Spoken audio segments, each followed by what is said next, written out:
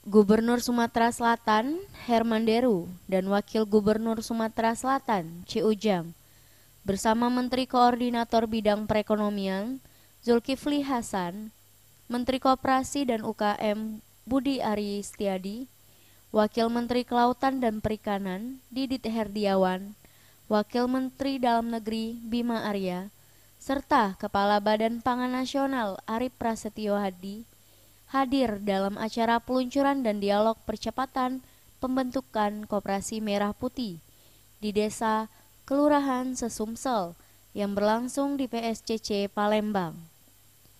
Acara ini juga dihadiri para kepala daerah Sesumsel, Forkopimda, Camat, Lurah, serta kepala desa Sesumsel.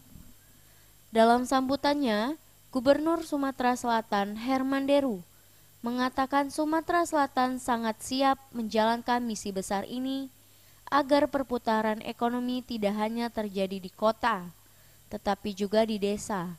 Dan ia menekankan pentingnya pengawasan dana pinjaman sebesar 3 miliar rupiah yang akan diberikan ke koperasi agar tidak disalahgunakan. Dan setiap desa nantinya akan memiliki agen LPG, penyewaan alsintan, hingga agen sembako dengan harga grosir.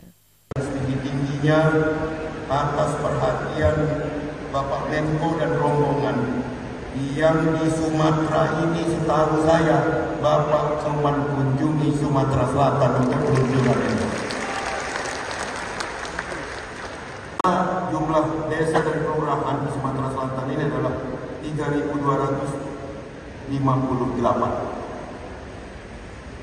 Pada kemarin hasil monitoring terakhir 2.965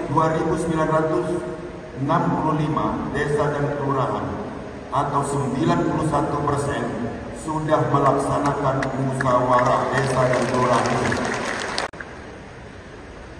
1.822 desa dan kelurahan atau 89% sudah membentuk koperasi melalui musyawarah desa tersebut dan kelurahan.